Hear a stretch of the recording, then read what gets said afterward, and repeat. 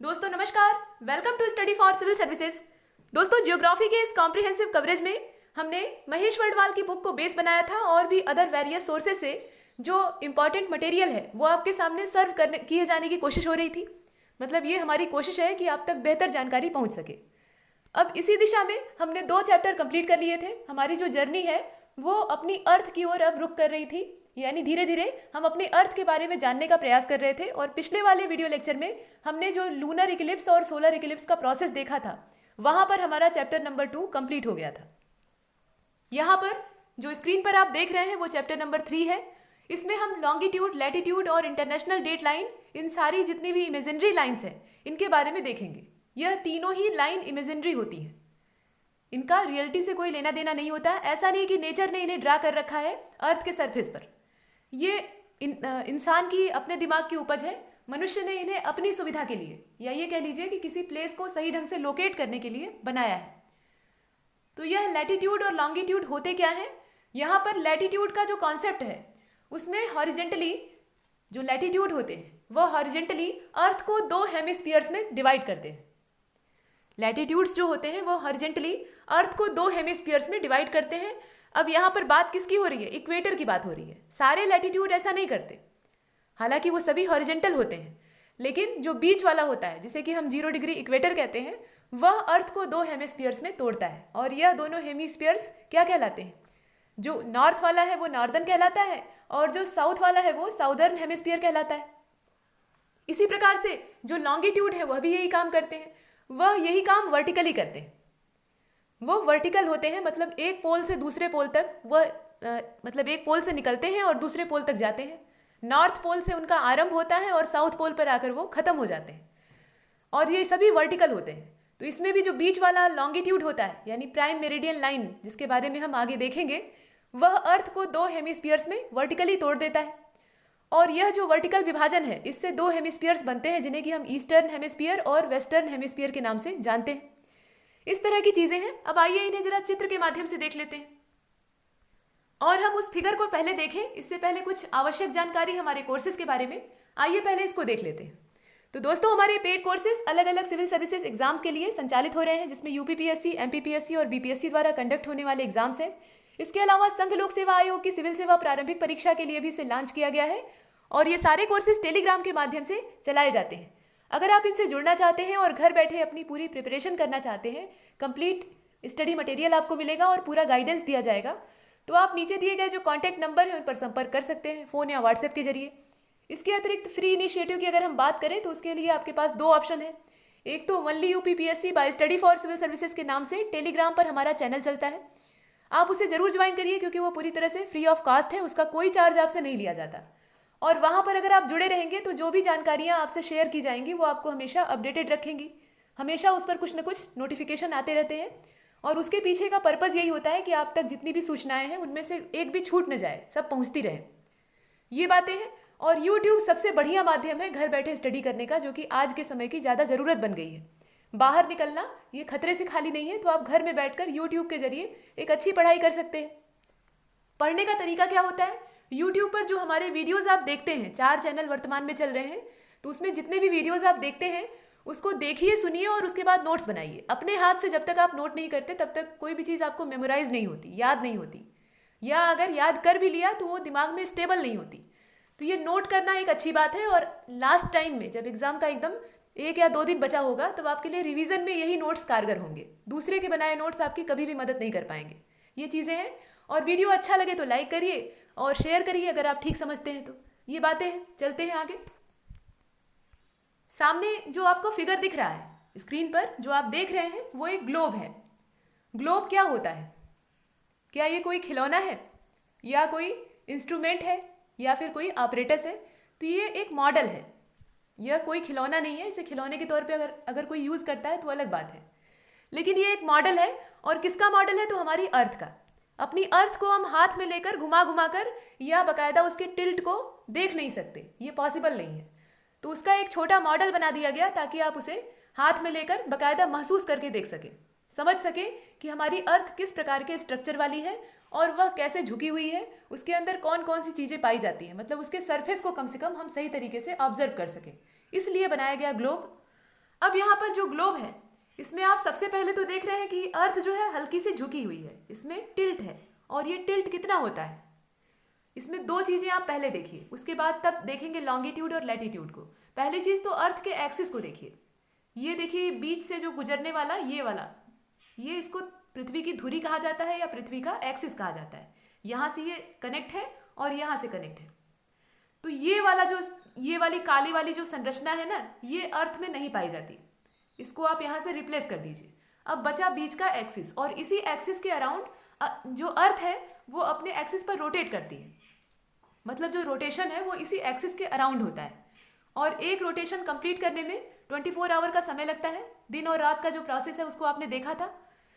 और जो अर्थ का दूसरा मोशन है उसको भी आप जानते हैं, सन के अराउंड जो रिवॉल्यूशन होता है। तो रिवॉल्यूशन की यहाँ चर्चा नहीं करनी है, रोटेशन की चर्चा इसलिए की गई क्योंकि यहाँ पर एक्सिस की बात हो रही थी।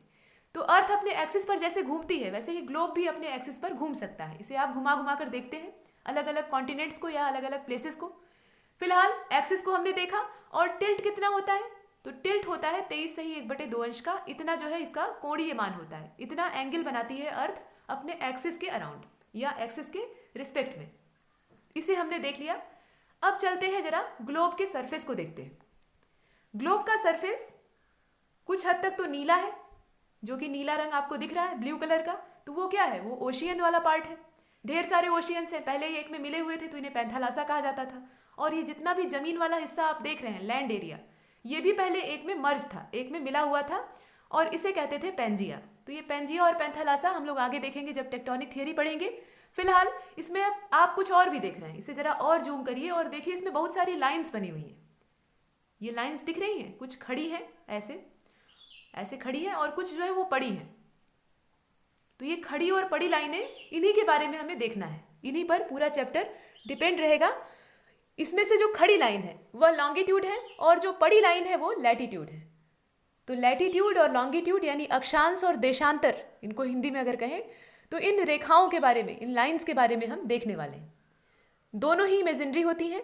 और जो सबसे बीच वाली पड़ी लाइन है, पड़ी मतलब हॉरिजॉन्टल लाइन है जिसको कि हम लैटिट्यूड कहते हैं, ये सबसे बीच वाला जो लैटिट्यूड है इसका एंगुलर वैल्यू होती है 0 डिग्री, और इसी को हम लोग कहते हैं इक्वेटर।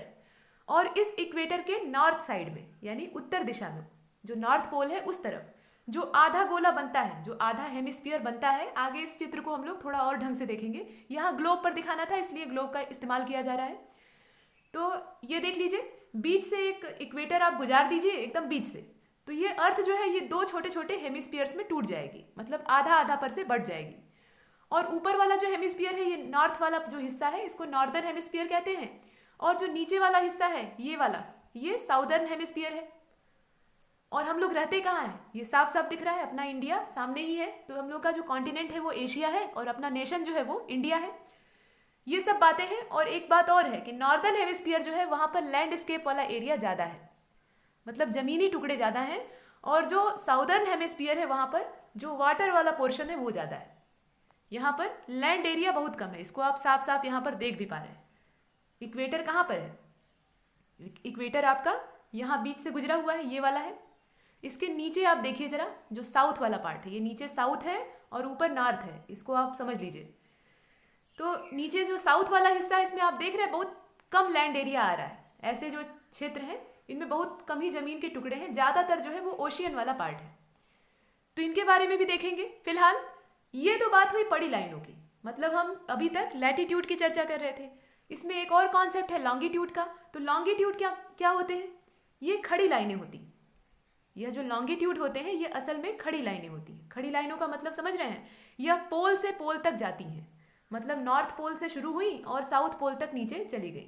इनका जो आने जाने का रास्ता होता है वो पोल टू पोल होता है, इस प्रकार से ऐसे ये ऊपर से नीचे की ओर जाती हैं, ये खड़ी होती हैं। इन्हें वर्टिकल लाइन कहा जाता है और यही होती है लॉन्गिट्यूड। और इसमें से भी जैसे इक्वेटर एकदम बीच से होकर गुजरा था, वैसे ही इसमें से भी एक लाइन ऐसी होती है जो एकदम बीच से होकर गुजरती है, ऐसे एकदम बीचों बीच। और वह हमारी अर्थ को वर्टिकली दो हिस्सों में तोड़ देती है, 2 पार्ट्स में डिवाइड कर देती है। ये बीच से होकर ऐसे जाती है और इसी को हम लोग कहते हैं प्राइम मेरिडियन लाइन। और इसके वेस्ट की तरफ, वेस्ट किधर है, इधर है, और ईस्ट किधर है, इधर है। तो वेस्ट वाला जो पार्ट है इधर आधा वाला, वो कहलाता है वेस्टर्न हेमिस्फीयर। और जो ईस्ट वाला पार्ट है, इधर वाला आधा, वो कहलाता है ईस्टर्न हेमिस्फीयर। जैसे उसमें उत्तरी गोलार्ध और दक्षिणी गोलार्ध था, यानी नॉर्दर्न और साउदर्न हेमिस्फीयर था, वैसे ही यहाँ पर पूर्वी और पश्चिमी गोलार्ध हो जाते हैं। गोलार्ध मतलब क्या? हेमिस्फीयर, यानी गोले का आधा। स्फीयर मतलब गोला और हेमिस्फीयर मतलब सेमी स्फीयर कहिए या हेमिस्फीयर कहिए, एक ही बात है। तो उसका मतलब क्या होगा? गोले का आधा। ये सब ज्योमेट्रिकल कॉन्सेप्ट है। फिलहाल यहाँ पे ज्योमेट्री नहीं पढ़नी है, ज्योमेट्री को जोड़कर जियोग्राफी से देखना है। मूल जो हमारा पर्पस है वो जियोग्राफी को देखना है। फिलहाल यहाँ पर ये ईस्ट वाला हिस्सा है और ये वेस्ट वाला हिस्सा है। तो इधर वाला जो आधा गोला है यानी गोलार्ध है, हेमिस्फीयर है, वो वेस्टर्न हेमिस्फीयर कहलाएगा, और इधर वाला जो है ये ईस्टर्न हेमिस्फीयर कहलाएगा। और बीच से जो इसको काटने वाली रेखा है, बीच से बांटने वाली रेखा है, वो कहलाएगी प्राइम मेरिडियन लाइन। और ये गुजरती कहाँ से है? ग्रीनविच से गुजरती है, ये आप जानते हैं। तो इन्हीं के बारे में हमें देखना है। ये पूरा ग्लोब के जरिए आपने देखा। अब चलते हैं जरा कॉन्सेप्ट को देखते हैं, क्योंकि जब तक आप थ्योरी नहीं देखेंगे तब तक जो फिगर है उसका जो पर्पज है वो सिद्ध नहीं होगा। तो आइए, पीडीएफ में जो आप डिफिनीशन देख रहे हैं वो लैटिट्यूड की है। पहले हम लैटिट्यूड को देखेंगे, उसके बाद लॉन्गिट्यूड को देखेंगे। एक बात और है कि लैटिट्यूड हो या लॉन्गिट्यूड हो, दोनों को बनाने का पर्पस क्या है? क्यों ऐसी लाइनें खींचने की ज़रूरत पड़ गई साइंटिस्ट को? जो वैज्ञानिक थे वो इतने खाली तो है नहीं, मतलब उनके पास इतना ज़्यादा अतिरिक्त समय तो होता नहीं है कि वो घर बैठे हैं और आराम से कुछ सूझ नहीं रहा है तो पृथ्वी के ऊपर लाइन बना रहे हैं, बैठकर रेखाएं खींच रहे हैं। ऐसा नहीं होता। बिना उद्देश्य के कोई काम ऐसा नहीं किया जाएगा। इतने बड़े पैमाने पर इतना झंझट उठाकर ऐसे काम नहीं किए जाते जब तक कि इसके पीछे कोई बड़ा पर्पज़ न छिपा हो। तो सबसे बड़ा जो इसके पीछे उद्देश्य था, जो इसके पीछे लक्ष्य था, वो ये था कि किसी भी प्लेस को सही तरीके से लोकेट करना। लॉन्गिट्यूड और लैटिट्यूड दोनों ही किसी प्लेस को सही तरीके से लोकेट करने में हमारी सहायता करते हैं। और भी इनके महत्व हैं। जो अक्षांश और देशांतर रेखाएं होती हैं, यानी लॉन्गिट्यूड और लैटिट्यूड होते हैं, इनका बहुत सारा महत्व है, सिर्फ इतना ही नहीं है। तो उन महत्वों को भी हम देखेंगे। पहले परिभाषा जान लेते हैं। तो देखिए, अर्थ के सरफेस पर, लैटिट्यूड की डिफिनीशन है, अर्थ के सरफेस पर इक्वेटर के नॉर्थ या साउथ में एक मेरिडियन पर, हमने क्या देखा? अर्थ के सरफेस पर, यानी जो बाहरी हिस्सा है उस पर इक्वेटर के नॉर्थ या साउथ में, चाहे आप नॉर्थ की तरफ ले लीजिए या साउथ की तरफ ले लीजिए, एक मेरिडियन पर किसी पॉइंट से, किसी भी पॉइंट से सेंटर ऑफ अर्थ तक, पृथ्वी का जो अंदर का केंद्र है, सेंटर ऑफ अर्थ यानी बीच वाला हिस्सा, पृथ्वी को अगर एक स्फीयर मान लेते हैं तो उसका एक सेंटर होगा। आप जानते हैं किसी भी सर्किल या स्फीयर में एक सेंटर जरूर होता है। तो वैसे ही जो सेंटर ऑफ अर्थ है वहाँ तक की जो दूरी है, वहाँ तक की जो डिस्टेंस है, कहाँ से कहाँ तक, एक मेरिडियन पर किसी पॉइंट से, मतलब कोई एक मेरिडियन हम ले लेते हैं और वहाँ पर एक पॉइंट ले लेते हैं और वहाँ से हम सेंटर ऑफ अर्थ तक का जो डिस्टेंस है उसको नापते हैं। और इस प्रकार से जो एंगुलर डिस्टेंस बनती है, मतलब एंगुलर डिस्टेंस जो हम मीज़र करते हैं या ड्रॉ करते हैं, वह कहलाती है लैटिट्यूड। और इसे डिग्री, मिनट और सेकेंड में रिप्रेजेंट किया जाता है। इसे रिप्रेजेंट करने का जो तरीका होता है या जो सिंबल होता है उसमें डिग्री, मिनट और सेकेंड होता है। कैसे होता है? तो डिग्री, जैसे मान लीजिए एक एग्जाम्पल के तौर पे 18 डिग्री, 11 मिनट और 52 सेकेंड, इस तरीके से डिग्री, मिनट और सेकेंड में इसे रिप्रेजेंट किया जाता है। ये जो एक डैश आपको दिख रहा है ना, ये मिनट है, और डबल डैश जब आप यहाँ लगा देंगे तो ये बन जाएगा सेकेंड, और ये जो गोला आप देख रहे हैं ये डिग्री है। तो डिग्री, मिनट और सेकेंड में इसे रिप्रेजेंट करते हैं। इस प्रकार से पूरा जो प्लेस है उसको सही तरीके से जियोग्राफिकली लोकेट किया जाता है। ये बात है। और देखिए, इक्वेटर जो होता है वह 0 डिग्री लैटिट्यूड पर होता है। जो 0 डिग्री लैटिट्यूड है वो यहाँ पर इक्वेटर कहलाता है। और इक्वेटर के पैरेलल पोल्स तक मतलब दोनों पोल की बात हो रही है, नॉर्थ पोल की भी और साउथ पोल की भी, वहाँ तक दोनों ओर कई सर्किल ड्रा किए जाते हैं। कहने का मतलब ये है कि इक्वेटर, मान लीजिए ये अर्थ है, ठीक है, जियोइड शेप की है, बीच से इक्वेटर गुजर गया और ये 0 डिग्री है। अब ये वाली जो लाइन है इसके पैरेलल का मतलब समझ रहे हैं? पैरेलल जो लाइंस होती हैं वो आपस में कभी भी मिलती नहीं है। जितनी भी समांतर रेखाएं होती हैं यानी पैरेलल लाइंस होती हैं, वो कभी भी आपस में मिलती नहीं है या एक दूसरे को काटती नहीं है। उनके बीच की डिस्टेंस हमेशा एक जैसी होती है, एक बराबर बनी रहती है, चाहे जहाँ तक उन्हें खींचा जाए। तो यहाँ पर ये जो लैटिट्यूड्स होते हैं ये आपस में पैरेलल होते हैं, इनकी ये खासियत होती है। लॉन्गिट्यूड जो है वो पैरेलल नहीं होते, उनकी डिस्टेंस कम अधिक होती रहती है। तो यहाँ पर लैटिट्यूड को देख रहे हैं हम लोग। जब इक्वेटर से पोल की तरफ इन्हें खींचेंगे, मतलब ये कई है संख्या में, अभी कितने हैं ये भी देखेंगे, तो इक्वेटर से पोल तक जब हम इन्हें ड्रा करते हैं, ये इक्वेटर है और पोल की तरफ जब हम इन्हें खींचते जाते हैं तो इस तरीके से इनकी जो लेंथ है, इनकी जो लंबाई है वो कम होती जाती है। इनका जो डायामीटर है, इसको अगर हम सर्किल के तौर पर देख लें, सर्किल के तौर पर कैसे, क्योंकि हमारी अर्थ का जो सरफेस है वो सर्कुलर है, वो एकदम प्लेन तो है नहीं, तो सर्कुलर सरफेस पर अगर आप कोई लाइन खींचेंगे तो वो भी एक सर्किल का या एक स्फीयर का निर्माण करेगी। तो यहाँ वही बात है, मान लीजिए ये इक्वेटर वाला डायामीटर है और इसके ऊपर आपने और जितने भी लैटिट्यूड्स हैं उनको ड्रा कर दिया, ऐसे पोल तक आप चले गए, इस तरीके से आपने ड्रा किया। तो जो इक्वेटर पर बनने वाला स्फीयर होगा या सर्किल होगा, स्फीयर यहाँ कहना सही नहीं रहेगा, यहाँ पर हम 2 डायमेंशन की बात कर रहे हैं तो सर्किल कहेंगे। तो इक्वेटर पर बनने वाला जो सर्किल होगा उसका डायामीटर सबसे ज़्यादा होगा, और जैसे जैसे हम पोल की ओर मूव करेंगे, चाहे नॉर्थ की ओर मूव करें चाहे साउथ की ओर मूव करें, तो जो सर्किल का डायामीटर है वो घटता जाएगा, छोटा होता जाएगा। ये चीज़ इसमें विशेष है। हाँ, इनके बीच की जो डिस्टेंस है वो कभी भी चेंज नहीं होती है, वो पैरेलल होती है। तो पैरेलल होने पर डिस्टेंस हमेशा एक समान बनी रहेगी। ये चीज़ें हैं। और देखिए, यह जो लैटिट्यूड होते हैं यह नॉर्दर्न और साउदर्न दोनों ही हेमिस्फीयर में 0 डिग्री से 90 डिग्री तक पाए जाते हैं। 0 डिग्री लैटिट्यूड का मतलब क्या, इक्वेटर। यहाँ पर आप ऐसे अर्थ को बना लीजिए, ये आपका 0 डिग्री इक्वेटर है।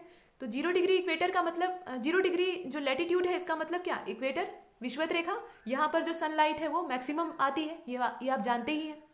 इसके अलावा जैसे जैसे हम ऊपर बढ़ेंगे तो इसकी वैल्यू में इंक्रीजमेंट होगा, वृद्धि होगी। 0 से ये 5 होगा, फिर 10 होगा, फिर ऐसे ही बढ़ता जाएगा, और इसका जो अंत है वो 90 पर होगा, 90 डिग्री। और 90 डिग्री जब हम लिखेंगे तो इसका मतलब है कि हम पोल्स की बात कर रहे हैं। इसके साथ नॉर्थ या साउथ लिखा होता है, यन लिखा हो तो नॉर्थ है, और नॉर्थ लिखा है तो इसका मतलब क्या है कि हम जो नॉर्दर्न हेमिस्फीयर है उसकी चर्चा कर रहे हैं, उसके संदर्भ में देख रहे हैं। अगर यहीं पर यस लिखा हो तो हम साउदर्न वाले पार्ट की चर्चा कर रहे हैं। तो आइए इसका जरा फिगर देख लेते हैं। यहाँ पहले लिखा हुआ है, इसको क्लियर कर लेते हैं, फिर आगे चलते हैं। The angular distance measure from the earth of the माफ कीजिएगा, the angular distance measure from the centre of the earth. Centre of the earth मतलब पृथ्वी का जो अंदर का केंद्र है। हमारी जो पृथ्वी है वो एक स्फीयर की तरह है, हालांकि जियोइड शेप की है, लेकिन जियोइड शेप को यहाँ रहने देते हैं, पहले एक स्फीयर के तौर पर इसे देखते हैं। तो स्फीयर हो या सर्किल, इसके बीच में एक सेंटर होगा। स्फीयर क्या होता है, 3 डायमेंशनल होता है, 3D होता है, और जो सर्किल होता है वो उसी का 2D फॉर्मेट है। तो यहाँ पर स्फीयर का एक सेंटर होगा, तो इसी को हम कहेंगे सेंटर ऑफ द अर्थ। और यहाँ से ये डिस्टेंस किसी भी एक मेरिडियन तक मीज़र की जाती है, मतलब मेरिडियन के किसी एक पॉइंट तक मीज़र की जाती है जो कि सरफेस पर होता है। तो सेंटर से लेकर सरफेस तक जो एंगुलर डिस्टेंस यहाँ मीज़र करते हैं उससे बनता है लैटिट्यूड। ये बात हो गई। और इक्वेटर जो है वो 0 डिग्री यहाँ रिप्रेजेंट करता है, ये लिखा हुआ आप देख ही रहे हैं। A number of parallel circles are form in both hemisphere, मतलब दोनों ही हेमिस्फीयर्स में एक बड़ी संख्या में पैरेलल सर्कल्स बनते हैं, ये आपस में पैरेलल होते हैं, ये बड़ी बात है। और ये कैसे होते हैं, तो from the equator to the pole, मतलब ये इक्वेटर से लेकर पोल तक होते हैं। This circle is called latitudes, और यही जो सर्किल है इन्हें लैटिट्यूड्स कहते हैं। तो लैटिट्यूड्स कैसे होते हैं, सर्कुलर होते हैं। ये लाइन के रूप में तो होते ही हैं, लेकिन जब पूरे अर्थ के सरफेस पे इन्हें ओवरऑल देखेंगे तो ये सर्कुलर, इनका जो कंस्ट्रक्शन है वो सर्कुलर होता है, ये हमने देखा। और इसके अलावा it is found in the northern and southern hemisphere from 0 degree to 90 degree. इनका जो एग्जिस्टेंस है वो दोनों ही हेमिस्फीयर में 0 डिग्री से लेकर 90 डिग्री तक होता है, मतलब 90 डिग्री नॉर्थ और 90 डिग्री साउथ, मतलब नॉर्दर्न हेमिस्फीयर में नॉर्थ पोल तक और साउदर्न हेमिस्फीयर में जो साउथ पोल है वहाँ तक। इसके बाद 10 देयर आर 181 लैटिट्यूड्स, मतलब 181 लैटिट्यूड्स टोटल होते हैं। इनका जो टोटल नंबर है वो कितना है, 181 है। ये बड़ी बात है, इसे यहाँ देख लीजिए। इनकी जो टोटल संख्या है वो 181 है, और 23 सही 1/2 अंश नॉर्दर्न जो लैटिट्यूड है उसको कहते हैं ट्रॉपिक ऑफ कैंसर। और इसी प्रकार से यहाँ पर जो कर्क रेखा है उसकी बात की जा रही है, 23 सही 1/2 अंश यहाँ पर अगर नॉर्थ लिख दिया गया तो हम ट्रॉपिक ऑफ कैंसर की बात कर रहे हैं। कर्क रेखा हमारे देश से होकर गुजरती है, तो इसकी बात हो रही है। और अगर यहीं पर हम लिख दें, थोड़ा और नीचे चलते हैं, यहाँ देख लीजिए, अभी नॉर्दर्न हेमिस्फीयर की ही बात हो रही है। तो नॉर्दर्न हेमिस्फीयर में अगर हम लिख देते हैं 66 सही 1/2 अंश और इसके साथ जुड़ गया नॉर्थ, तो ये हो गया आपका सब आर्कटिक सर्किल। ये जो है ये सब आर्कटिक सर्किल कहलाता है। और यही चीज़ अगर हम उलट दें, मतलब साउदर्न हेमिस्फीयर में चले जाएं, तो वहाँ पर इसका जो नाम है वो चेंज हो जाएगा, जो वैल्यू है वो चेंज नहीं होगी। डायरेक्शन बदलेगी तो सिर्फ नाम बदल जाएगा, जो न्यूमेरिकल वैल्यू है यानी जो एंगुलर वैल्यू है उसमें कोई चेंज नहीं आएगा। तो देख लेते हैं, जैसे वहां पर पीछे ट्रॉपिक ऑफ कैंसर था, वैसे ही साउदर्न हेमिस्फीयर में अगर हम लिखते हैं 23 अंश और इसके साथ लगा देते हैं साउथ, तो साउथ लगाने से ये बन जाएगा ट्रॉपिक ऑफ कैप्रिकॉर्न। इसी प्रकार से अगर हम यहीं पर लिख देते हैं 66 अंश, ये वाला डिग्री या अंश वही चीज है, और इसके साथ साउथ लिख देते हैं, तब ये क्या बन जाएगा, ये बन जाएगा सब अंटार्कटिक सर्किल। जैसे ऊपर सब आर्कटिक सर्किल बना था वैसे ही ये सब अंटार्कटिक सर्किल हो जाएगा, क्योंकि नीचे वाला पार्ट अंटार्कटिका कहलाता है जो साउथ पोल है, और ऊपर वाला जो नॉर्थ पोल वाला हिस्सा है उसे हम आर्कटिक कहते हैं। तो इनसे इनका नाम पड़ गया है, ये सब अंटार्कटिक सर्किल हो गया। ये कॉन्सेप्ट था। यहाँ पर सिर्फ नॉर्थ और साउथ का हेर फेर है, बाकी जो एंगुलर वैल्यू है वो चेंज नहीं हो रही है। चाहे हम ट्रॉपिक ऑफ कैंसर को देखें या कैप्रिकॉर्न को देखें या जो आर्कटिक है उसको देखें या अंटार्कटिक को देखें, सिर्फ नॉर्थ और साउथ उसके आगे चेंज हो जाता है। और ये सब इमेजिनरी है, जितने भी हैं सब इमेजिनरी हैं। और अभी हम चर्चा कर रहे हैं लैटिट्यूड्स की, तो ये सभी लैटिट्यूड ही हैं। अच्छा, इसके बाद कुछ और चीज़ें हैं, इसमें देख लेते हैं। तो 1 degree latitudinal distance is about 111 kilometre. 1 degree जो लैटिट्यूडनल डिस्टेंस होती है, यहाँ पर आप इसे स्पष्ट तौर पर देख रहे हैं, 1 डिग्री जो लैटिट्यूडनल डिस्टेंस होती है वह लगभग 111 किलोमीटर के बराबर होती है। ये टू बी एग्जैक्ट नहीं है, टू बी एग्जैक्ट अगर आप देखेंगे यहाँ पर दिया नहीं है, 111.32 होती है ये, एकदम एग्जैक्टली ये सही मान है, और ये जो है ये नियर अबाउट है। तो 1 डिग्री जो लैटिट्यूडनल डिस्टेंस होती है वह अगर इक्वेटर के अराउंड नापें तो ये होती है 111.32 किलोमीटर। पॉइंट के बाद के जो नंबर्स होते हैं उन्हें अलग अलग पढ़ते हैं, उन्हें इकट्ठा नहीं पढ़ते। ऐसा नहीं कहेंगे कि 32 बोलते हैं, इसे हम 32 नहीं पढ़ेंगे, इसे पढ़ेंगे 32। तो कैसे उच्चारण करेंगे, इसका जो प्रोनाउंसिएशन है वो होगा 111.32। और ये है क्या, ये डिस्टेंस है, तो इसे किलोमीटर में मीजर करेंगे। यहाँ मीटर से नापने से काम चलेगा नहीं, ये लंबी दूरी है। तो ये है 111.32 किलोमीटर, और ये बराबर होगा 1 डिग्री लैटिट्यूडनल डिस्टेंस के। ये तो बात हुई डिस्टेंस की। और यहाँ पर एक बात और है, जो जियोइड शेप है अर्थ का, हमारी अर्थ जियोइड शेप की है। जियोइड शेप का मतलब क्या होता है, आपने 2 तरह की डिज़ाइन देखी होगी, मतलब 2 तरह के जियोमेट्रिकल शेप्स देखे होंगे। एक तो सर्किल होता है और दूसरा होता है इलिप्स। एक सर्किल होता है, यहाँ दोनों देखने में एक जैसे लग रहे हैं, इसे थोड़ा अलग बना लीजिए। ये आपका सर्किल है और ये आपका इलिप्स है। दोनों का जो बाहर का सरफेस है वो सर्कुलर है, मतलब गोलीय है, लेकिन दोनों की जो प्रकृति होती है, दोनों का जो नेचर होता है उसमें काफ़ी डिफरेंस होता है। सर्किल में अगर आप सेंटर से कहीं की भी डिस्टेंस नापेंगे, मतलब सर्कुलम स्टेंस तक की दूरी कहीं से भी नापिए, चाहे इधर नाप लीजिए, चाहे इधर नाप लीजिए, चाहे कहीं भी आप मीजर कर लीजिए, तो वो इक्वल आएगी। मतलब जो रेडियस होती है, यहाँ रेडियस की बात की जा रही है, रेडियस क्या होती है, वो सेंटर से लेकर सरफेस यानी सर्कुलम स्टेंस तक की पूरी डिस्टेंस होती है।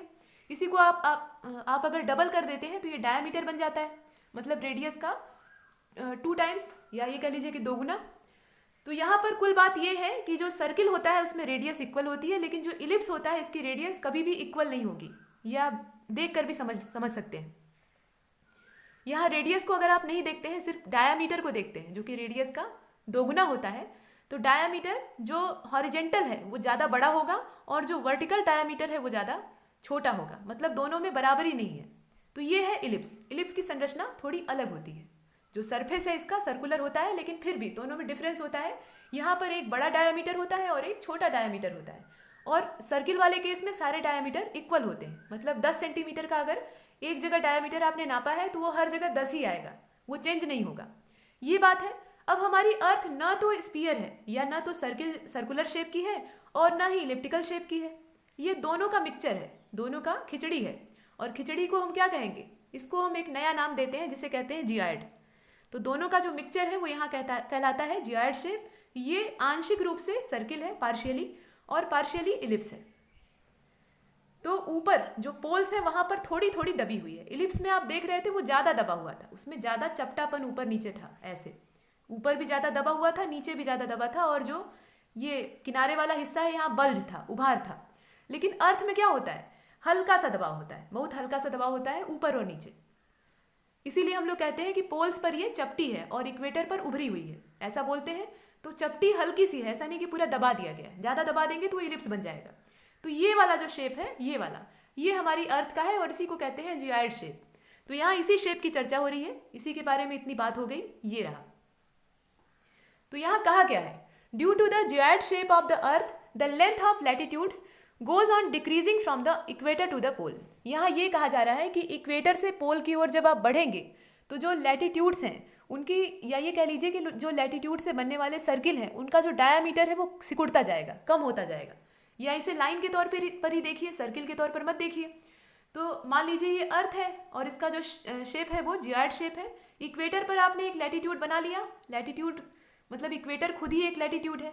उसके बाद आप जैसे जैसे ऊपर की ओर बढ़ेंगे, मान लीजिए ये आपका नॉर्थ पोल है, तो नॉर्थ पोल की ओर आप ऐसे लाइन ड्रॉ करते जा रहे हैं, तो आप देख रहे हैं कि इनका जो साइज है वो छोटा होता जा रहा है, इनकी जो लंबाई है, लेंथ है, वो कम होती जा रही है। इक्वेटर पर इसकी जो लेंथ है वो मैक्सिमम थी, जैसे जैसे हम ऊपर बढ़े या नीचे ही बढ़ जाएं, साउथ की तरफ ही चलते हैं, उसमें क्या दिक्कत है, तो इनकी जो लेंथ है वो घटती जाएगी। और ऐसा होता क्यों है, तो ये देख रहे हैं इसका जो सरफेस है वो इक्वल तो है नहीं, बीच में उभरा हुआ है और किनारे की तरफ सिकुड़ता गया है, जैसा सर्कुलर शेप होता है वैसा है। तो अर्थ के जियोइड शेप की वजह से ही ऐसा होता है कि जो लैटिट्यूड्स होते हैं उनकी डिस्टेंस, या ये कह लीजिए कि उनकी जो लेंथ होती है वो इक्वल नहीं होती, वो इक्वेटर पर मैक्सिमम होती है और पोल्स पर जाकर, एकदम पोल पर जाकर जीरो हो जाती है। ये हमने देखा। अब आइए जरा इसका फिगर देख लेते हैं। यहाँ पर आप इसे थोड़ा ब्लैक एंड वाइट, या ये कह लीजिए कि रेड ब्लैक एंड वाइट, क्योंकि इसमें रेड कलर का भी यूज़ किया गया है, तो ऐसा फिगर आप देख रहे हैं। अभी कलर भी देखेंगे। तो देखिए यहाँ पर जो अर्थ है उसको दर्शाया गया है, रिप्रेजेंट किया गया है, ये है, और इसमें ये साउथ पोल है और ये नॉर्थ पोल है। यहाँ हम दिखा क्या रहे हैं, यहाँ लैटिट्यूडनल जो लाइंस हैं उन्हें ड्रॉ किया गया है। अब इसमें ये जो नीचे वाला 23 सही 1/2 अंश है, ये ट्रॉपिक ऑफ कैप्रिकॉर्न है, इसे हमने देखा, मकर रेखा जिसे कहते हैं। 0 डिग्री पर इक्वेटर है, इसमें कोई संदेह ही नहीं है। और ये 23 सही 1/2 अंश जो नॉर्थ वाली कंडीशन है, इसे हम कर्क रेखा कहते हैं, यानी ट्रॉपिक ऑफ कैंसर। और इसके बाद यहाँ पर जो सर्किल बनता है और यहाँ पर जो आधा सर्किल बनता है उसको हम लोग क्या कहते हैं, ये हमारा आर्कटिक और अंटार्कटिक वाला जो सर्किल वाला पार्ट है वो है। इसे हमने यहाँ चित्र में देख लिया, थोड़ा जूम कर लीजिए, देख लीजिए। अब चलते हैं जरा जो कलर्ड फिगर है उसकी ओर। जो आपको स्क्रीन पर दिख रहा है वो हमारी अर्थ का ही एक फिगर है, जिसमें कि लॉन्गिट्यूड, लैटिट्यूड, इक्वेटर, जितनी भी सारी चीज़ें हमने पीछे देखी हैं उनको दर्शाया गया है, रिप्रेजेंट किया गया है। तो यहाँ पर हम पहले लैटिट्यूड ही देखेंगे क्योंकि उसी की चर्चा हो रही है। सबसे पहले हम जो नॉर्दर्न हेमिस्फीयर है उसको देखते हैं। पूरा कंप्लीट जो स्ट्रक्चर है वो ये है। साउथ में भी वही है, सिमेट्रिकल शेप है, जो कि नॉर्थ में है, दोनों में सिमेट्री पाई जाती है। पहले नॉर्थ वाला हिस्सा देखिए, बीच से इक्वेटर गुजरा है, ये इक्वेटर आप यहाँ पर क्लियर कट देख पा रहे हैं, और इसकी जो वैल्यू है, एंगुलर वैल्यू, वो 0 डिग्री है, चाहे आप इधर से नापिए चाहे इधर से नापिए। अब हम बढ़ रहे हैं नॉर्दर्न हेमिस्फीयर की ओर। तो यहाँ पर आप देख रहे हैं, ये यहाँ जो लाइन आपको दिख रही है ये ट्रॉपिक ऑफ कैंसर है, और इसकी जो वैल्यू है उसे आप सही बटे में देखे थे, यहाँ पर इसे डिग्री, मिनट और सेकंड में देख लीजिए। तो डिग्री, मिनट और सेकंड वाले प्रोसेस में, जिसमें कि हम इसे ऑफिशियली मेजर करते हैं, उस रूप में देख पा रहे हैं आप यहाँ पर 23 डिग्री, ये 23 डिग्री, 23 डिग्री, और इसके अलावा 26 मिनट है। इसकी जो डिस्टेंस है, माफ कीजिएगा, जो एंगुलर इसकी वैल्यू है वो यहाँ पर दी हुई है। इसी तरीके से आप आर्कटिक सर्किल को देख लीजिए। आर्कटिक सर्किल आपको यहाँ पर विजिबल हो रहा है, ये रहा, ये वाला जो हिस्सा है ये आर्कटिक सर्किल है। एकदम पोल की बात नहीं की जा रही है, जो पोल है वो तो नॉर्थ पोल के रूप में यहाँ पर रिप्रेजेंट किया ही गया है, ये एकदम बीच वाला हिस्सा है, यहाँ वाला। लेकिन उससे कुछ पहले यहाँ पर ये बनता है आर्कटिक सर्किल, और इसकी जो एंगुलर वैल्यू है वो है 66 डिग्री और 34 मिनट। और कितना, नॉर्थ। जब एक डैश आप लगाते हैं तो ये मिनट होता है, और डबल डैश जब यहीं पर हो जाता है तो ये सेकंड बन जाता है।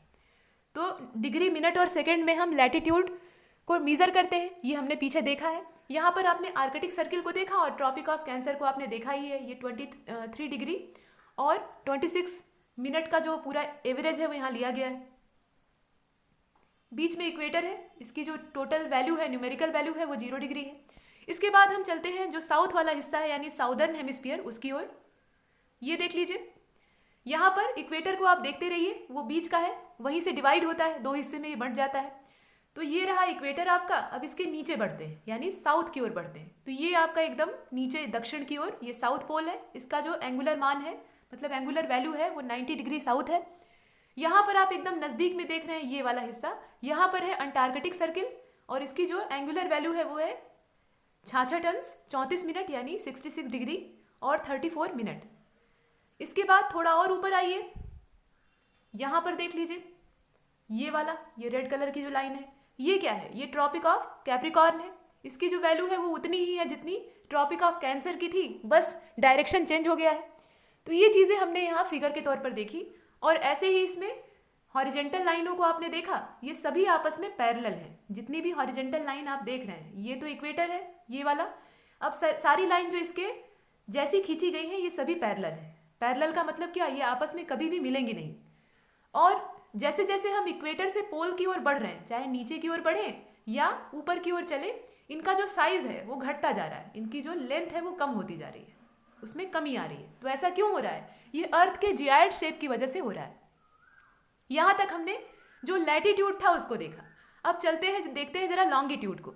तो लॉन्गिट्यूड को पहले यही फिगर में आप देख लीजिए, उसके बाद वहाँ पर डिस्कस करेंगे पीडीएफ में। लॉन्गिट्यूड का मतलब क्या, जो वर्टिकल लाइन है इसमें दोनों ही दर्शाया गया है, लॉन्गिट्यूड भी और लैटिट्यूड भी। तो बीच से जो गुजरने वाली, अब इसमें लॉन्गिट्यूड जो होते हैं वो खड़े होते हैं। खड़े का मतलब क्या, उनकी जो डायरेक्शन होती है वो पोल टू पोल होती है, नॉर्थ पोल से लेकर साउथ पोल, या ऐसे समझ लीजिए वो नॉर्थ पोल से निकलते हैं और साउथ पोल पर जाकर फिनिश हो जाते हैं। ऐसे ही इनकी पूरा जो इनका स्ट्रक्चर होता है वो ऐसा ही होता है। इस प्रकार से ये सारे जो बनते हैं खड़ी लाइनें जो आप यहाँ देख रहे हैं वो सब असल में क्या है, वो लॉन्गिट्यूड है। और एकदम बीच से जो गुजरने वाली खड़ी लाइन है, यहाँ पर आप इसे देख सकते हैं, एकदम बीच से जो गुजर रही है ये वाली, ये लाइन कहलाती है प्राइम मेरिडियन। ये जो बीच वाली लाइन है इसी को हम लोग कहते हैं प्राइम मेरिडियन लाइन। और ये जो प्राइम मेरिडियन लाइन है ये लंदन से होकर गुजरती है, लंदन की जो ग्रीनविच वेधशाला है वहां से होकर ये गुजरती है। इसे प्रधान मध्याह्न रेखा या प्राइम मेरिडियन लाइन के नाम से जानते हैं। और इसका जो एंगुलर वैल्यू होती है वो होती है 0 डिग्री। 0 डिग्री ये लॉन्गिट्यूडनल वैल्यू इसकी है, ये हमने देखा। और इसके दोनों ओर, यहाँ पर एक चर्चा तो रही गई, इसके दोनों ओर जो प्राइम मेरिडियन लाइन है ये अर्थ को 2 पार्ट में डिवाइड कर देती है। इधर वाला जो पार्ट है ये वेस्टर्न हेमिस्फीयर हो जाता है और इधर वाला जो पार्ट है ये ईस्टर्न हेमिस्फीयर हो जाता है। जो इधर ईस्ट है, ये जो डायरेक्शन है ये ईस्ट है और इधर वाली डायरेक्शन ये वेस्ट है। इधर नॉर्थ है और नीचे साउथ है, ये आप जानते ही हैं। तो इधर वाला जो आधा गोला है, हेमिस्फीयर यहाँ भी बन रहा है जैसे उसमें बना था पीछे वाले में लॉन्गिट्यूड में, माफ कीजिएगा लैटिट्यूड में, वैसे ही यहाँ लॉन्गिट्यूड में भी आधा आधा पर से ये बट रहा है। तो 2 हेमिस्फीयर्स यानी सेमिस्फीयर्स यहाँ भी बन रहे हैं। तो जो ईस्ट वाला है, ईस्टवर्ड है, वो यहाँ पर ईस्टर्न हेमिस्फीयर कहलाएगा और जो वेस्ट वर्ड है वो वेस्टर्न हेमिस्फीयर कहलाएगा। ये हम यहाँ देख पा रहे हैं। इस प्रकार से ये 2 हिस्से में अर्थ को डिवाइड कर देती है। ठीक वही काम इक्वेटर भी करता है, इक्वेटर में भी ठीक वही प्रोसेस था। ये बीच का इक्वेटर है और यह भी ऊपर एक हेमिस्फीयर बनाएगा और नीचे भी एक हेमिस्फीयर बनाएगा, इस प्रकार से आधा गोला। और यही जो आधा आधा गोला है ये उत्तरी और दक्षिणी गोलार्ध यानी नॉर्दर्न हेमिस्फीयर और साउदर्न हेमिस्फीयर के नाम से जाना जाएगा। अब एक चीज़ और है, यह जो लॉन्गिट्यूड्स होते हैं, लैटिट्यूड को तो हम लोग देख चुके हैं, उसे दोबारा देखने की आवश्यकता नहीं है। लॉन्गिट्यूड जो होते हैं ये आपस में पैरेलल नहीं होते, जैसे लैटिट्यूड आपस में पैरेलल थे। आप देख रहे हैं यहाँ पर लैटिट्यूड्स जो है वो आपस में पैरेलल है, हॉरिजेंटल जो खींची गई लाइन है ये कभी भी आपस में मिलेंगे नहीं। लेकिन जो लॉन्गिट्यूड होते हैं वह ऐसे होते हैं, इनके बीच की जो लेंथ मतलब बीच का जो फासला है, डिस्टेंस है, वो कहीं पर ज़्यादा होती है और कहीं पर कम होती है। तो कहाँ ज़्यादा होती है और कहाँ कम होती है, इनकी जो बीच की डिस्टेंस है, बीच का जो अंतर है वो इक्वेटर पर मैक्सिमम होता है। लॉन्गिट्यूड जो आपस में अगर इन्हें कंपेयर किया जाए तो इनके बीच का जो डिफरेंस है वो इक्वेटर पर मैक्सिमम होता है और पोल पर जाकर, पोल यानी यहाँ पर जाकर ये आपस में एक हो जाते हैं, एक में मर्ज हो जाते हैं, मतलब इनके बीच की जो डिस्टेंस है वो 0 हो जाती है। ऐसा हम यहाँ पर देख रहे हैं। और पीछे हमने देखा था कि जो लैटिट्यूड्स थे उनका टोटल नंबर कितना था, 181 था। अब यहाँ पर प्रश्न ये उठता है कि लॉन्गिट्यूड्स का टोटल नंबर कितना है। तो देख लीजिए यहाँ पर जो प्राइम मेरिडियन लाइन है, बीच से गुजरने वाली जो प्रधान मध्याह्न रेखा है, जो कि इस अर्थ को वर्टिकली 2 पार्ट में डिवाइड कर देती है। यहाँ से अगर हम देखें तो इधर मतलब वेस्ट वर्ड अगर नाप लेते हैं या ईस्ट की तरफ ही चलिए, कोई दिक्कत नहीं, चाहे आप ईस्ट को पहले देखिए या वेस्ट को देखिए, चाहे आप किधर भी देखिए, इनका जो टोटल नंबर है मतलब लॉन्गिट्यूड्स का जो टोटल नंबर है अगर हम वेस्ट में नापें तो ये टोटल होगा 180, मतलब इनकी जो टोटल संख्या है वो 180 है। मतलब इधर की तरफ 180 होंगे और इधर की तरफ भी 180 होंगे संख्या में, तो टोटल 180 प्लस 180 कितना हुआ, 360 हुआ। यानी लॉन्गिट्यूड्स की टोटल जो संख्या है, टोटल जो नंबर है वो 360 होता है, 360। तो आइए इनके बारे में लिखित तौर पर देख लेते हैं। ये तो हमने फिगर देखा है। यहाँ पर एक चीज़ करेक्ट कर लीजिएगा, ये जो 111 किलोमीटर दिया हुआ है ये लैटिट्यूड के बीच की डिस्टेंस है और ये सही है, यह एग्जैक्ट है। वहाँ पर बोलने में थोड़ी सी गड़बड़ हो गई थी, उसके लिए मैं माफ़ी चाहूँगी। जो लॉन्गिट्यूड के बीच की डिस्टेंस होती है वह इससे थोड़ी सी ज़्यादा होती है, वह होती है 111.32। तो यहाँ पर ये 111 किलोमीटर ही है, इसको इतना ही पढ़िएगा आप। पीछे मैंने बता दिया था और वो गलत था, वो सही नहीं है, इसको यहाँ मैं करेक्ट कर देती हूँ। यहाँ पर 111 किलोमीटर ही होगा। ये डिस्टेंस किसकी है, ये लैटिट्यूड की बात की जा रही है। जो दो लैटिट्यूड्स होते हैं उनके बीच का अंतर इतना होता है। मतलब यहाँ पर आप ऐसे कह सकते हैं कि 1 डिग्री जो लैटिट्यूड है या लैटिट्यूडनल डिस्टेंस है वो यहाँ पर इतनी लेंथ के रूप में मीज़र की जाती है। तो यह 111 है। आगे जब हम लॉन्गिट्यूड को देख रहे हैं, ये वाला, यहाँ आप लॉन्गिट्यूड को देख रहे हैं, तो यहाँ पर 111.32 किलोमीटर ये बीच की डिस्टेंस, ये लॉन्गिट्यूड्स के बीच का अंतर है। चलिए इसे देख लेते हैं। यहाँ मैं माफ़ी चाहूँगी, थोड़ी सी मिस्टेक हो गई है, पॉइंट का ही अंतर है लेकिन अंतर तो है और इस डिफरेंस को याद रखना ज़रूरी है। चलिए, लॉन्गिट्यूड यह क्या है, the angular distance of a place which is east और west of the prime meridian is called longitude. यह जो है यह एंगुलर डिस्टेंस ही होती है जैसे लैटिट्यूड था। अब यहाँ पर ईस्ट और वेस्ट किसी भी रूप, मतलब किसी भी दिशा में इसे नाप सकते हैं, मीज़र कर सकते हैं, और उसी की यहाँ पर चर्चा हो रही है। और जो बीच वाला जो लॉन्गिट्यूड है उसे हम कहते हैं प्राइम मेरिडियन लाइन, और यह 0 डिग्री वैल्यू वाली होती है। जैसे इक्वेटर की वैल्यू, मतलब एंगुलर वैल्यू 0 डिग्री होती है, वैसे ही यहाँ पर यह जो प्राइम मेरिडियन लाइन है, मतलब लॉन्गिट्यूड का जो सबसे बीच वाला हिस्सा है, यह 0 डिग्री वैल्यू वाला होता है, मतलब इसकी एंगुलर वैल्यू 0 डिग्री होती है। और यह कहाँ से पास होता है, तो यह पासेस थ्रू ग्रीनविच लंदन। यह ग्रीनविच वेधशाला जो लंदन की है वहाँ से होकर गुजरता है। ये हमने देखा। अब इसके बाद देयर इज लॉन्गिट्यूड्स, नीचे वाला जो पैरा है उसको देख लीजिए। There is longitudes up to 180 degree on both sides of 0 degree. मतलब इनकी जो टोटल नंबर है उसके बारे में कहा जा रहा है। ये दोनों साइड का मतलब क्या, अर्थ को अगर हम दो पार्ट में ऐसे वर्टिकली डिवाइड कर दें तो इधर भी और इधर भी ये कितनी संख्या में होते हैं, 0 से लेकर 180 डिग्री तक इनका जो फैलाव है, इनका जो एक्सपेंशन है वो पाया जाता है। तो टोटल कितना हो गया, इधर 180 हुआ, इधर 180 हुआ, तो टोटल मिलाकर 360 हो गया। यहाँ पर हमने देखा इसका जो टोटल नंबर हो गया वो 360 है। इसे आप देख लीजिए।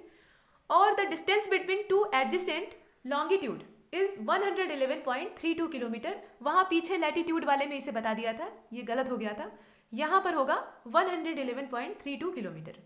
ये टू बी एग्जैक्ट है और वो भी एग्जैक्ट था। लैटिट्यूड के बीच की जो डिस्टेंस है वो 111 वाली थी, और ये लॉन्गिट्यूड के बीच का जो अंतर है, मतलब 1 डिग्री, या ये कह लीजिए कि 2 एडजेसेंट जो लॉन्गिट्यूड्स हैं उनके बारे में बात हो रही है। तो यहाँ पर 111.32 किलोमीटर, ये टू बी एग्जैक्ट बीच की डिस्टेंस होती है, ये हमने देखा। और विच यहाँ पर आप देख सकते हैं ये डिक्रीज करती है। डिक्रीज कैसे करती है, बीच की जो डिस्टेंस है ये डिक्रीज करती है। कहने का मतलब ये है कि मान लीजिए ये अर्थ है और यहाँ से लेके यहाँ तक ऐसे लॉन्गिट्यूड्स खींचे जा रहे हैं, पोल टू पोल इन्हें खींचा जाता है, तो इस प्रकार से खींचे जा रहे हैं। अब आप देख रहे हैं कि इनके बीच का जो अंतर है वो कहीं भी बराबर नहीं है। इक्वेटर पर मैक्सिमम है और जैसे जैसे हम पोल्स की ओर बढ़ेंगे यह डिक्रीज होता जाएगा, इसमें कमी आती जाएगी। तो वही चीज़ यहाँ कही गई है कि विच प्रोग्रेसिवली डिक्रीजेज टुवर्ड्स द पोल। यह क्रमवार तरीके से पोल्स की तरफ बढ़ने पर कम होता जाता है और एकदम पोल पर पहुंचने पर यह 0 हो जाता है। बीच का जो डिफरेंस है उसकी बात हो रही है। ये चीज़ हमने देखी। और भी कुछ बातें हैं। ऑल लैटिट्यूड्स ईस्ट, यहाँ पर आप नीचे देख पा रहे हैं, ईस्ट ऑफ 0 डिग्री, ये देख लीजिए, all latitudes east of 0 degree up to 180 degree are called as east latitudes. जो ईस्टर्न हेमिस्फीयर है उसमें जितने भी हैं वो ईस्ट लैटिट्यूड कहलाएंगे, मतलब 0 से लेकर 180 तक। और वैसे ही वेस्ट वाले पार्ट में वेस्ट लैटिट्यूड कहलाएंगे। बस दिशाओं का अंतर है, जैसे उसमें उत्तरी और दक्षिणी गोलार्ध था, मतलब नॉर्दर्न और साउदर्न था, तो उसमें नॉर्थ लैटिट्यूड और साउथ लैटिट्यूड की बात हो रही थी। वैसे ही यहाँ पर जो लॉन्गिट्यूड्स हैं वह ईस्ट में 0 से लेकर 180 तक जो ईस्टर्न लॉन्गिट्यूड है वो कहलाएंगे, और वैसे ही वेस्ट की तरफ जाएंगे तो वेस्ट वाले लॉन्गिट्यूड के तौर पे उन्हें देखा जाएगा। ये चीज़ें हमने देखी। यहाँ पर लॉन्गिट्यूड और लैटिट्यूड पर पूरी जो चर्चा थी वो निर्भर थी। जो बीच की डिस्टेंस है उसको याद रखिएगा, यहाँ मैंने गलत बोला था तो उसको मैं बार बार करेक्ट कर रही हूँ क्योंकि मिस्टेक ना हो। और आप लोग कमेंट में बोलेंगे फिर कि मैंने बताया 111, तो यहाँ पर 111 वाला जो किलोमीटर का फासला है ये लैटिट्यूड के लिए है और ये वाला जो है ये लॉन्गिट्यूड के लिए। यहाँ बोलने में मिस्टेक हुआ था और ज्योग्राफी में थोड़ी सी गलती भारी पड़ती है, तो ये गलती नहीं होनी चाहिए थी। ठीक है, देखिए 111.32 किलोमीटर ये दोनों है, ये लॉन्गिट्यूड का है और ये लैटिट्यूड का है। अब आगे चलते हैं। यहाँ आप इसे फिगर के तौर पर भी देख रहे हैं, जो ब्लैक एंड वाइट या रेड ब्लैक एंड वाइट का जो कॉन्सेप्चुअल फिगर है यहाँ बना हुआ है, ये देख लीजिए, ये बना है। ये बीच वाली ग्रीनविच है 0 डिग्री और इसके बाद ये पूरा तरबूजे की तरह, तरबूजा कहना ठीक नहीं रहेगा, ये नाशपाती की तरफ फैला हुआ पूरा इसका स्ट्रक्चर है। ये पोल्स की तरफ जाते हैं तो इनके बीच का जो अंतर है, फासला है, वो कम होता जाता है, डिक्रीज करता जाता है और जैसे जैसे इक्वेटर की ओर बढ़ते हैं वैसे वैसे इनके बीच का अंतर मैक्सिमम होता जाता है, मतलब बढ़ता जाता है और मैक्सिमम हो जाता है इक्वेटर पर आकर। ये चीज़ें हमने देखी और यह था लॉन्गिट्यूड और लैटिट्यूड का कॉन्सेप्ट। अब प्रश्न ये उठता है कि इन दोनों का महत्व क्या है, दोनों का सिग्निफिकेंस क्या है। तो देखिए दोस्तों, पृथ्वी पर, हमारी अर्थ पर किसी भी स्थान पर या कोई भी स्थान हो, उसकी निश्चित जानकारी के लिए, एकदम एग्जैक्ट उसकी इन्फॉर्मेशन के लिए जो लॉन्गिट्यूड और लैटिट्यूड्स होते हैं उनका इस्तेमाल किया जाता है। ये बात हमने पीछे देखी भी है। और जो लॉन्गिट्यूड्स होते हैं वह किसी भी स्थान की जो प्राइम मेरिडियन लाइन है वहाँ से दूरी को भी निर्धारित करते हैं, वहाँ से डिस्टेंस नाप कर बताते हैं कि वह कितनी होगी। तो यह प्राइम मेरिडियन लाइन से उस डिस्टेंस को मीज़र करते हैं। कौन? यहाँ लॉन्गिट्यूड की बात हो रही है। और देखिए, इसके अलावा जो पृथ्वी का ग्रेविटेशनल फील्ड होता है, हम जानते हैं कि हमारी अर्थ के अंदर ग्रेविटी होती है, या जितनी भी सेलेस्टियल बॉडीज़ हैं उन सब के अंदर थोड़ी थोड़ी ग्रेविटी मौजूद है। जितना मास होगा उसके हिसाब से ग्रेविटी होगी। तो यहाँ पर जो हमारी अर्थ का ग्रेविटेशनल फील्ड है, उसको समझने के लिए, उसको सही ढंग से समझ पाने के लिए जो लैटिट्यूड होते हैं वह यहाँ सहायता करते हैं। उनका जो मीज़रमेंट होता है वो हमारी हेल्प करता है। इसके अलावा जो जीपीएस सैटेलाइट्स होते हैं उनके कक्षा निर्धारण में भी अक्षांश जो है यानी लैटिट्यूड्स जो है वो अपना महत्व रखते हैं। और जो लॉन्गिट्यूड्स होते हैं वह अलग अलग स्थानों का जो मानक समय होता है, जो स्टैंडर्ड टाइम होता है, उसका भी निर्धारण करने में सहायता करते हैं। यहाँ लॉन्गिट्यूड्स का जो इस्तेमाल है वो इसी दिशा में ज़्यादा होता है। जो मानक समय होता है यानी स्टैंडर्ड टाइम होता है, उसको मीज़र करने में, उसे एकदम सही से फिक्स करने में ये सहयोग करते हैं। इसके अलावा अलग अलग जो प्लेसेस हैं वहाँ पर जो मौसम से संबंधित या वहाँ के एटमॉस्फेयर में जो बदलाव हो रहे हैं, या ये कह लीजिए कि वहाँ की जो जलवायु है उसमें जो दशाएं परिवर्तित हो रही हैं, उन्हें समझने में ये सहायता करते हैं। इसके अलावा जो मौसम विज्ञानी होते हैं वह मौसम का पहले से अंदाज़ा लगा लेते हैं और पूर्वानुमान लगाने के लिए वो इन्हीं रेखाओं का इस्तेमाल करते हैं। यह जो इमेजिनरी लाइन्स हैं इनका यूज़ करके वो मौसम का पूर्वानुमान लगाते हैं कि इस एरिया का मौसम इस समय गड़बड़ है, तो आगे वाले जो क्षेत्र हैं उनमें वो मौसम की गड़बड़ी कब तक पहुंचेगी, ऐसा यहाँ पर अंदाज़ा लगाया जा सकता है। तो इतने सारे सिग्निफिकेंस यहाँ पर जो लॉन्गिट्यूड और लैटिट्यूड है उनके हैं, और यही कारण है कि साइंटिस्ट के जो ग्रुप हैं उन्होंने इन्हें ड्रा किया। इन लाइन्स को बनाने की जो ज़रूरत है वो इसीलिए थी। अब यहाँ पर ये लेक्चर फिनिश होता है। जो अगला वाला पार्ट है, मतलब अगला वाला वीडियो होगा, उसमें हम जो इंटरनेशनल डेट लाइन है यानी अंतर्राष्ट्रीय तिथि रेखा है, जिसे कि हम आइडियल संक्षिप्त रूप से कहते हैं, उसे देखेंगे।